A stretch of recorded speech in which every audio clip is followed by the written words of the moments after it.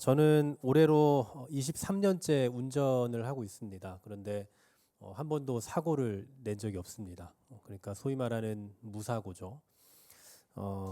제가 뭐 운전을 천천히 한다거나 굉장히 안전하게 해서 그런 건 결코 아닙니다.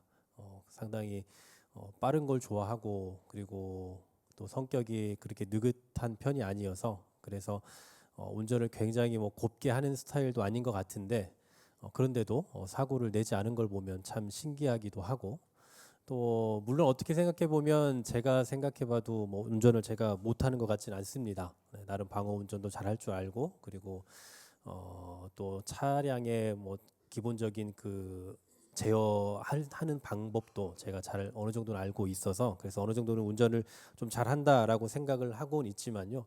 저는 한 번도 제가 운전을 잘해서 사고가 난 적이 없다라고 생각하지는 않습니다. 여러분 잘 아시다시피 운전은 나만 잘한다고 해서 되는 건 결코 아니죠. 내가 아무리 운전을 잘해도 상대방이 운전을 잘 못하거나 또 상황 파악을 잘 못하게 되면 사고가 날 수밖에 없습니다. 또 오래전부터 뭐 급발진과 같은 다양한 차량의 결함으로 추측되는 일들도 또 많이 있지 않습니까? 그런 일들을 당하게 되면 아무리 내가 운전을 잘하고 상대방이 운전을 잘한다 할지라도 답이 없는 거죠. 그래서 저는 제 뭐 무사고 이력이 그리 큰 자랑거리라고는 생각하지는 않습니다. 왜냐하면 제가 사고가 나지 않은 것은 우리 신앙적인 표현에 의하면 하나님이 지켜주셨기 때문인 거고 또 세상적인 표현에 의하면 그냥 운이 좋고 재수가 좋아서일 것이기 때문이죠. 무슨 얘기를 하려고 하느냐면 세상은 나만 잘한다고 해서 되는 것은 아니다라는 것을 말씀드리고 싶어서입니다. 무언가를 만들어내고 어떤 결과를 이루어내기까지는 다양한 요소들이 필요하고 그것들이 잘 융화되고 조합되어야만 그 결과를 만들어낼 수 있는 거지 한두 가지 어떤 일들을 통해서 한두 가지 방법을 통해서만 되는 것은 결코 아니다라는 사실이죠.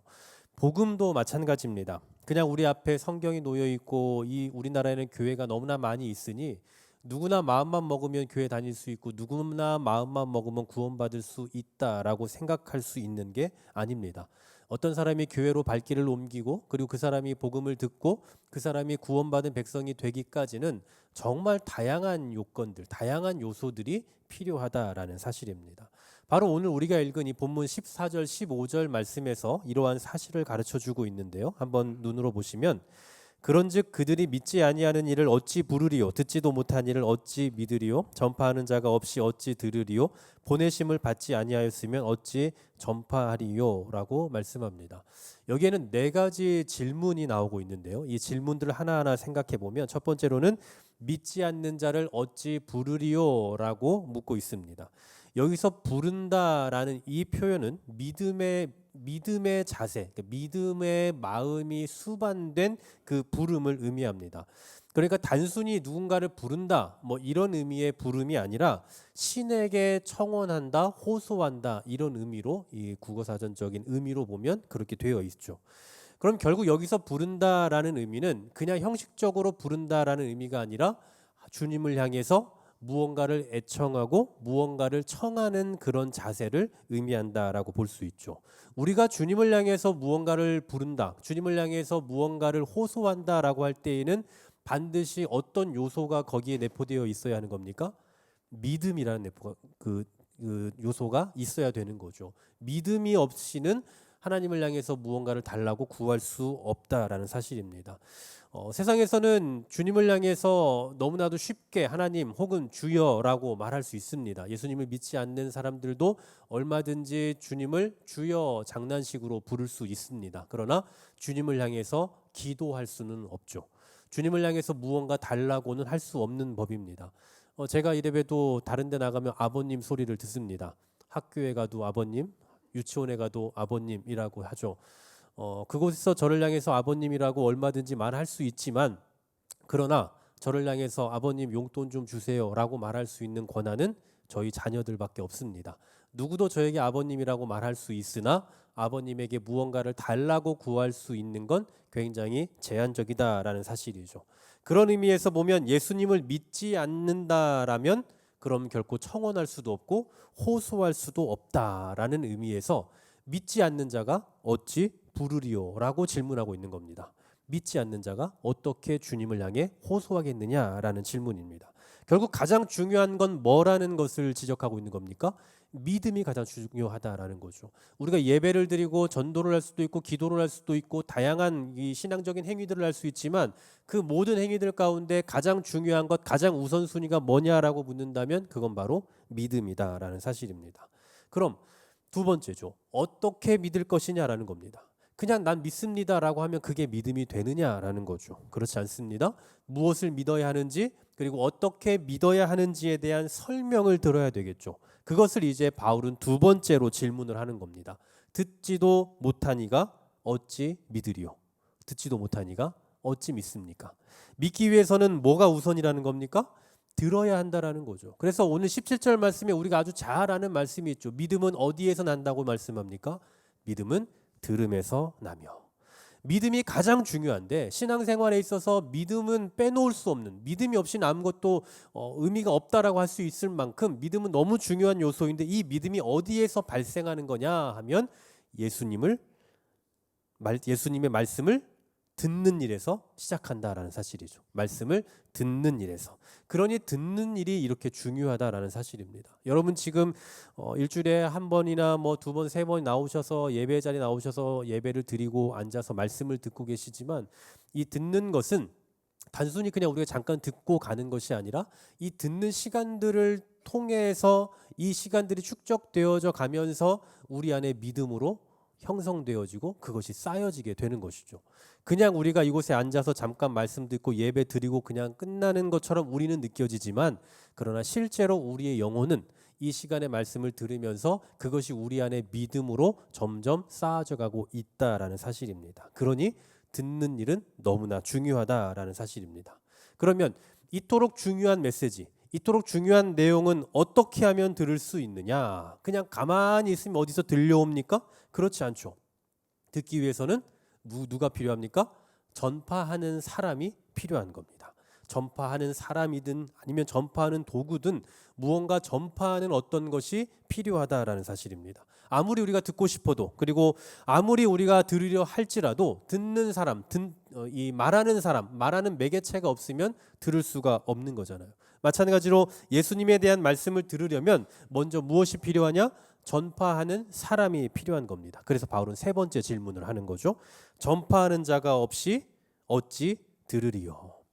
NIV 성경에 보니까 someone preaching이라고 되어 있어요. 그러니까 어떤 특정한 사람이 전하는 복음이 아니라 다양한 복음 전파자들의 이 전파를 통해서 들려지게 된다라는 사실입니다. 우리가 유튜브를 통해서도 요즘에 뭐 여러 이 종류의 말씀들을 들을 수 있는 것도 어쩌면 같은 의미일 수도 있겠습니다.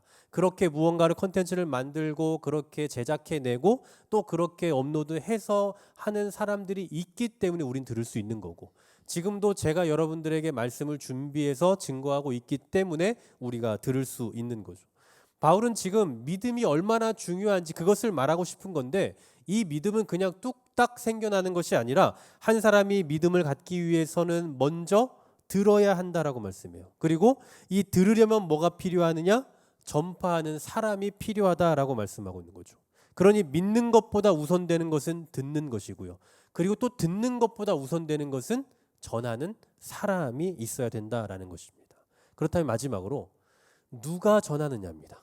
누가 전하느냐. 그냥 나는 전해야겠다. 나는 그냥 복음을 전해야겠다라고 하면 그냥 전할 수 있는 것이고 그것이 다 어떤 공증된 그것이 누구에게나 다 인정될 수 있을 만한 그런 내용이 될 수 있습니까? 그렇지 않죠. 전파를 하려면 전파할 수 있는 자격을 부여를 받아야 되는 겁니다. 제가 지금 여러분들에게 전파를 하는 것도 자격을 부여받았기 때문에 할 수 있는 겁니다. 제가 공적으로 자격을 부여받았기 때문에. 제가 지금 이곳에 있는 이 강단은 굉장히 소중한 자리입니다. 이 강단이 왜 중요하냐라고 한다면 우리가 뭐 구약 성경의 개념에 의해서 뭐 성소와 지성소를 분류해서 이곳은 지성소이니 아무도 들어올 수 없다 뭐 이런 관점에서 하는 이야기가 절대 아닙니다. 강단을 우리가 중요시 여기는 이유는 강단권 때문입니다. 강단권. 이 강단권이란 무슨 얘기냐면 하나님의 말씀을 해석하고 그 말씀을 대언할 수 있는 권한을 말하는 겁니다. 그러니까 이 강단이라는 장소가 중요한 권한을 갖는 게 아니라 이곳에서 선포하는 이 강단권이 중요하다라는 사실이죠.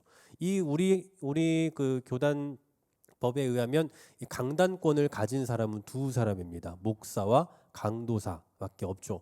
그래서 이 하나님의 말씀을 해석하고 대언할 수 있는 자격을 부여받는 것, 그리고 그 부여받는 과정 속에서 그냥 우리가 그 신학교만 졸업하면 할 수 있는, 전파할 수 있는 공적인 자격을 부여받는 것이 아니라 이제 가장 마지막에 안수라는 걸 받게 되죠. 그 안수식을 통해서 이제 비로소 이 권한이 하늘에서부터 오는 권한이다라는 것을 증명해 주는 것입니다. 그리고 그때부터는 비로소 이제 주의 말씀을 대언할 수 있는 공식적인 권한이 생기는 거죠. 그래서 교회는 그냥 단순히 말을 잘하거나 뭐 교수법이 좋거나 아니면 지식이 많고 학문이 많은 사람들이 이곳에 설 수 있는 것이 아닙니다. 쉽게 말해서 제가 여러분보다 뭐가 잘나서 여기 있겠습니까? 제가 여러분보다 무슨 특출난 게 있고 특별히 뭐 지식이 뛰어나고 뭐 교수법이 좋은 것도 아니지만 제가 이곳에 있을 수 있는 이유는 그 공적인 권한을 부여받았기 때문인 거죠. 무슨 말씀을 드리려고 하느냐면 전파하는 자가 분명히 있어야 하는데 그 전파하는 사람은 그냥 내가 해야 되겠다라고 해서 되는 것이 아니라 전파할 수 있는 자격이 부여되어야 한다라는 거죠. 그리고 그 자격은 어디로부터 부여되는 것이냐? 땅에서 부여되는 것이 아니고 하늘로부터 부여받은 사람에게서만 나올 수 있다라는 사실입니다. 그래서 제가 좀 전에 말씀드렸던 것처럼 목회자가 그냥 공부만 하고 나면 이곳에 설 수 있는 게 아니라 공식적으로 안수라는 그 행위를 통해서 이제 공적으로 하늘에서부터 오는 권위를 가지고 말씀을 선포한다라는 것을 하게 되는 겁니다. 바로 이처럼 하나님으로부터 보내심을 받은 존재가 있어야 우리는 들을 수가 있는 거고 그 들음으로 인해서 우리의 믿음이 생겨나게 된다라는 사실입니다. 그래서 바울은 마지막으로 이런 질문을 하고 있는 겁니다. 15절 상반절에 보시면 보내심을 받지 아니하였으면 어찌 전파하리요. 보내심을 받지 않았으면, 즉 보내신 분 누굽니까? 바로 예수 그리스도.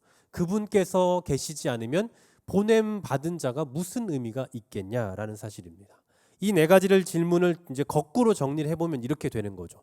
가장 먼저 보낸 분이 계시고요, 예수님이 계시고, 그리고 그 예수 그리스도로 인해서 보냄 받은 사람들이 있을 것입니다. 그리고 보냄 받은 사람들로 인한 메시지가 있을 거고, 그것을 우리는 듣게 되고, 들은 후에 믿음이 되고, 믿음 후에 마지막으로는 주의 이름을 부르게 된다라는 사실이죠. 그러니 복음은 그냥 우리가 마음만 먹으면 나 이제 예수 한번 믿어봐야겠다라고 하면 그냥 바로 구원받는 그런 게 되는 것이 아니라, 물론 우리는 그런 순서를 모르죠. 이런 순서를 알 수는 없지만 그러나 보이지 않게 이러한 과정들을 통해서 우리는 예수 그리스도를 발견하게 되고 알게 되고 믿게 된다라는 사실입니다. 그럼 이처럼 보내신 분이 있고 보냄받은 자가 있고 그리고 보냄받은 자의 메시지만 있으면 되는 거냐? 그렇지 않습니다. 정말 중요한 요소 한 가지가 더 있습니다. 자, 16절 말씀해 보시면 이런 말씀이 있습니다. 그러나 그들이 다 복음을 순종하지 아니하였도다. 그러나 그들이 다 복음을 순종하지 아니하였도다. 보내신 분도 있고 보냄받은 자도 있고 복음 전파도 있는데 도대체 뭐가 문제입니까? 그 복음이 들려졌지만 그 복음을 순종하지 않았다라는 사실입니다. 여기서 그들이 나오는데 이 그들에 대해서 어떤 성경에 보면 아예 이스라엘이라고 그냥 바꿔서 명시해 놓고 있습니다. 다양한 성경 번역본 중에 어떤 성경은 그들이라고 말하지 않고 그냥 아예 대놓고 이스라엘이라고 말하고 있죠. 왜 그러냐면 유대인들은 예수님을 믿지 않았잖아요. 성경에 나타나 있는 유대인들 어떻습니까? 그들은 복음을 들었죠. 심지어 예수님을 직접 보기까지 했습니다. 그럼에도 불구하고 예수님을 믿지 않았습니다. 예수님을 전혀 경배하지 않았다라는 거죠. 그래서 오늘 17절 말씀에 보면 이런 말씀을 하는 겁니다. 그러므로 믿음은 들음에서 나며, 여기에서 끝나는 게 아니라 들음은 그리스도의 말씀으로 말미암는다라고 말씀합니다. 들음은 그리스도의 말씀으로 말미암다. 그 말씀으로 인해서 듣게 되고 그것으로 인해서 믿음이 생기는 건데, 문제는 뭐냐? 그들이 어떻게 했느냐? 자, 18절 말씀 보십시오. 18절을 다 같이 한번 읽어볼까요? 그러나 시작. 그러나 내가 말하노니 그들이 듣지 아니하였느냐? 그렇지 아니하니 그 소리가 온 땅에 퍼졌고 그 말씀이 땅 끝까지 이르렀도다 하였느니라. 아멘. 자, 내가 말하노니 그들이 듣지 아니하였느냐? 그렇지 않다. 그들이 듣지 않았던가? 그렇지 않다. 그들은 분명히 들었다, 이 얘기입니다. 19절에서도 같은 의미의 말씀을 합니다. 그러나 내가 말하노니 이스라엘이 알지 못하였느냐라고 반문해요. 이스라엘이 몰라서 못 받아들였냐? 그렇지 않다라는 겁니다. 복음이 온 땅에 퍼졌고 또 땅끝까지 퍼졌다라고 표현할 수 있을 만큼 너무나도 생생하게 잘 들렸습니다. 하지만 그들은 어땠습니까? 그것을 듣지 않았습니다. 우리가 잘 알고 있는 것처럼 출애굽 백성들을 보십시오. 매일같이 하늘에서 떨어지는 만나와 메추라기를 공급받습니다. 그리고 홍해가 갈라지는 것을 경험을 했잖아요. 그리고 물이 없으면 반석에서 물이 터져 나오는 것도 경험했습니다. 그러나 때만 되면 또 뭔가 위기만 찾아오면 언제 그랬냐는 듯 하나님을 잊고 또 불평을 했죠. 예수님 당시는 어떻습니까? 구약 시대부터 예언되어 있던 그분이 드디어 오셨습니다. 그래서 오셔서 사람들을 고치기도 하고 죽은 자를 살리기도 하셨고 귀신 들린 자의 귀신을 쫓아내기도 하셨고 다양한 일들을 행하셨어요. 그러면서 사람들에게 말씀하시죠. 내가 주는 평안이 참 평안이다. 세상이 주는 평안은 참 평안이 아니다 라고까지 당신이 평안을 주는 진정한 주인이심을 선포하셨다고요. 이 정도면 너무나도 쉽게 예수님을 알고 믿을 수도 있을 겁니다. 하지만 사람들은 시도 때도 없이 예수님을 죽이려고 합니다. 그리고 결국에는 예수님을 죽이기까지 하죠. 아무리 이것저것 다 준비되어 있으면 뭐합니까?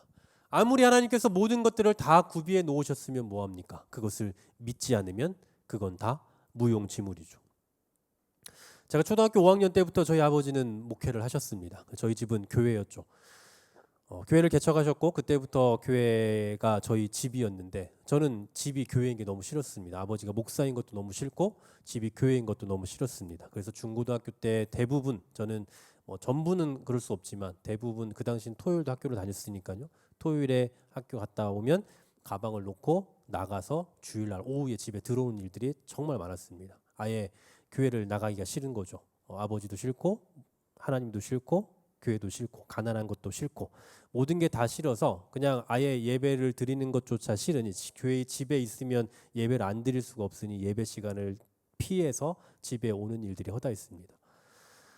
어떻습니까? 아무리 집이 교회면 뭐하고 아버지가 목사면 뭐하고 또 아버지가 그렇게 기도하면서 예수를 믿게 하려고 아무리 노력하면 뭐합니까? 너무나 잘 준비되어 있지만 제 마음은 너무나 냉랭했습니다. 그래서 끝까지 부정했죠. 끝까지 부인하고 끝까지 예배 자리를 가고 싶지 않았던 겁니다.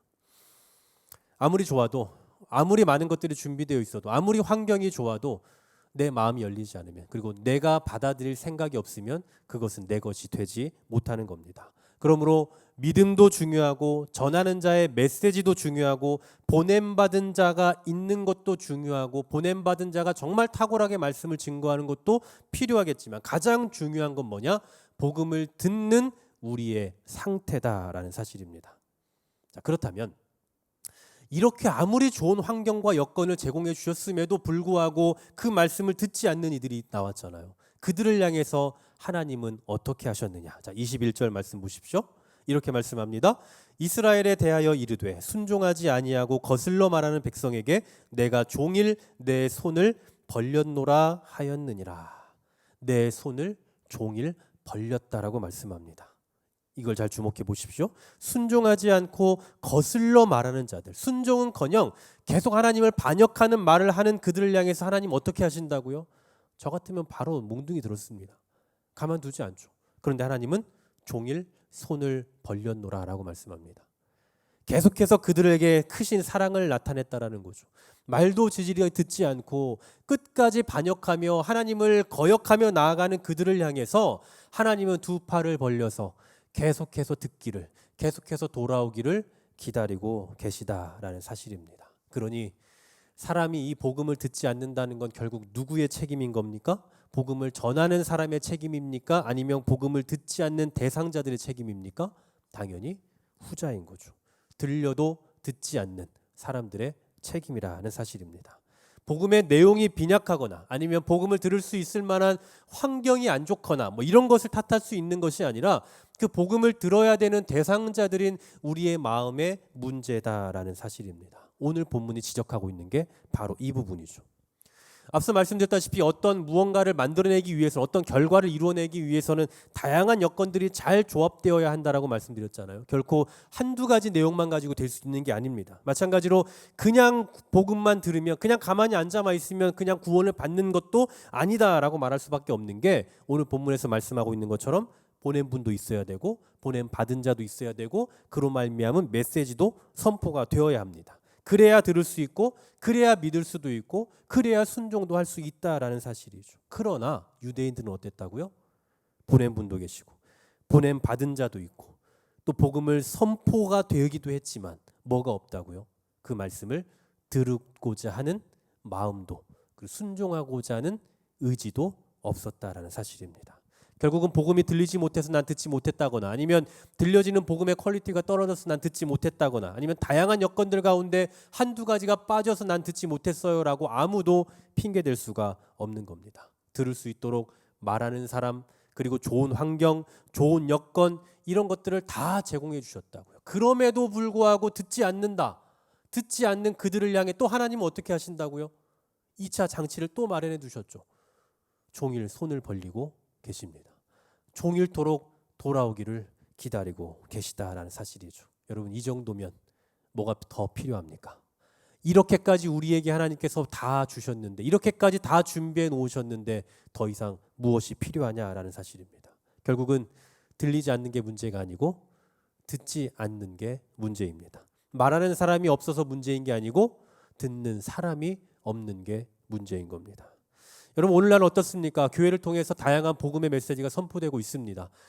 이렇게 교회에 나와서 현장에서 예배할 수 있는 것 말고도 코로나 이후에 생겨난 또 다른 문화죠. 이제는 유튜브를 통해서 이제 내가 드리지 못했던 그 예배까지도 다 들을 수 있고 또 한 번 또 재탕도 할 수 있는 뭐 다양한 여건들이 우리 주변에 이렇게 즐비하다라는 사실이죠. 그뿐만 아닙니다. 교회 안에서도 이러한 일들 얼마나 많이 일어나고 있습니까? 지금 우리 안에서 배울 수 있는 일들, 우리가 할 수 있는, 우리가 은혜 받을 수 있는 그 통로들이 얼마나 많이 있냐고요. 그럼에도 불구하고 많은 사람들이 어떻게 합니까? 그 은혜를 누리려고 하지를 않습니다. 고린도후서 6장 2절 말씀에 보면 지금은 은혜 받을 만한 때라고 선포하고 있습니다. 지금은 은혜 받을 만한 때입니다. 교회를 통해서 예배를 통해서 말씀을 통해서 또 우리 주변에 있는 다양한 어떤 일들을 통해서 또 우리 교회 안에서 펼쳐지는 다양한 교제들을 통해서 우리에게 이런 은혜들이 공급되고 있고 때문에 지금 우리는 은혜 받을 만한 때를 살아가고 있습니다. 그럼에도 불구하고 사람들은 어떻습니까?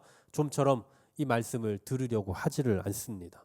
이런 보편적인 은혜의 수단보다는 뭔가 좀 특별한 거, 좀 신비한 거, 재미있는 거, 뭔가 사람의 구미를 당길 만한 것, 그런 것들에만 온통 관심을 갖고 있죠. 그래서 말씀이 들려져도 잘 들으려고 하지는 않고 교회를 통해서 하나님의 말씀과 하나님의 계획하심이 드러나고 있음에도 불구하고 그것을 함께 동참하는 모습을 찾아보기가 참 어려운 시대인 것입니다. 오늘 본문의 표현대로 의하면 하나님께서 종일토록 손을 벌리고 계심에도 불구하고 그 품에 안기려고 하는 이들이 너무나도 적다라는 사실이죠. 이게 바로 복음 앞에서 나타나는 이 시대의 사람들의 반응이자 상태가 아닌가라는 생각이 듭니다. 사랑하는 여러분, 우리는 어떻습니까? 이미 복음이 우리에게 들려졌습니다. 그리고 우리는 얼마든지 그 복음이 해석되는 것들을 들을 만한 상태를 살아가고 있습니다. 그러한 때를 우리는 지금 살아가고 있죠. 그러나 우리는 이 들려지는 복음에 대해서 어떻게 반응하고 계십니까? 이상하게도 우리가 신앙인으로 살아가면서 한쪽 귀로 하나님의 말씀을 너무나 많이 듣지만 그 반대쪽 귀로 흘려보내는 일들이 너무나 많이 있는 것 같습니다. 하나님의 말씀을 더 깊이 듣고 더 많이 배우고 그 안에서 하나님 되심을 발견하는 그런 삶과 그런 애씀이 우리 안에 보이기보다는 그 말씀을 사모하지 않고 오히려 그 말씀을 힘들어하고 듣기를 어려워하고 오히려 그 말씀 시간에 그냥 다른 것을 더 많이 생각하게 되는 그런 모습들이 얼마나 많이 있냐라는 사실입니다. 여러분 기억하십시오. 하나님의 말씀은 성경 시대에만 나타나지 않았습니다. 하나님의 말씀은 중세 시대와 같은 그 치열한 시대에만 나타나지 않았고요. 그리고 지금 북한이나 중국과 같은 그런 복음의 불모지와 같은 곳에만 하나님의 말씀이 심겨지고 있는 건 결코 아닙니다. 지금을 살아가고 있는 우리들에게도 지금 편한 시대를 살아가고 있다라고 장담할 수 있는 이 시대 가운데도 하나님의 말씀은 들려지고 있고 선포되고 있고 가장 좋은 환경으로 우리에게 그렇게 나타나고 있다라는 사실입니다. 그러니 하나님의 말씀이 들려지지 않는 것이 문제가 아니고 하나님의 말씀을 듣지 않는 것이 문제인 겁니다. 여러분, 들려도 듣지 않으면 의미 없는 것이죠. 그래서 우리는 가장 먼저 하나님의 말씀을 듣는 일에 힘써야 되는 것이고, 그 말씀을 통해서 하나님을 발견해야 되고, 그 발견된 하나님을 통해 더 강한 믿음으로, 더 확신 있는 믿음으로 살아내야만, 그래야만 그리스도인다운 삶의 자태가 우리 가운데서 나타나게 되는 것이죠. 여러분 기억하십니까? 우리 한길교회의 비전은 무엇입니까? 153 비전 외에도 우리 한길교회가 나아가야 할 그 방향, 철학, 바로 알미, 삶이 되는 것 아닙니까? 알미, 삶이 되어야 돼요. 알미 있어야, 먼저 하나님의 말씀을 듣고 깨달음이 있어야 우리에게 삶이 나타나는 겁니다. 그 삶이 있어야 비로소 우리가 살아가는 그 세상이 변혁되는 거고요. 그리고 세상이 변화되는 것을 넘어서 세상에서 부흥도 꿈꿀 수 있는 것고 부흥도 일어나게 되는 것이죠. 그래서 저는 우리 교회에서 우리 성도님들이 우리 교회에서 들려지는 것이 없어서 못 듣는다, 이런 핑계를 대지 못하도록 정말 최고의 것을 먹이려고 노력하고 있어요. 조금도 핑계 대지 못하도록. 혹시라도 우리 교회는 그런 거 안 해주더라, 우리 교회는 이런 거 안 알려주더라, 이런 얘기를 아무도 하실 수 없도록 정말 죽어라 말씀만 준비하고 있습니다. 제가 실력이 떨어지니까 그 말씀을 준비한 만큼 나타나지 못할 수 있겠지만, 그러나 정말 아무도 이런 핑계를 댈 수 없도록, 아무도 들려지지 않으니 나는 들을 수가 없었다라고 말할 수 있는 사람이 없도록 하기 위해서 저는 정말 더 죽어라 열심히 노력을 하고 있는 거고요. 제가 노력을 하는 만큼 여러분들에게는 더 큰 책임이 부여되는 겁니다.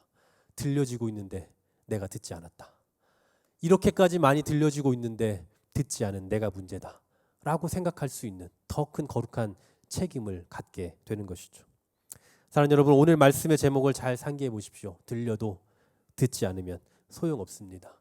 변함없이 우리 삶 가운데, 우리 환경 가운데 너무나 많은 말씀들이 들려지고 있는데 듣지 않으면 소용이 없다라는 사실입니다. 그러므로 들려지는 말씀에 더욱더 집중하시고, 그 들려지는 말씀을 통해서 그 말씀 가운데 나타나신 하나님에 대해서 더 많이 발견하며 그것을 바탕으로 정말 삶이 되고, 그리고 세상을 또 변화시켜 나갈 힘을 얻고, 그로 인해서 우리 교회의 부흥과 우리 삶의 부흥을 꿈꾸는 저와 여러분 될 수 있기를 주님의 이름으로 간절히 소망합니다.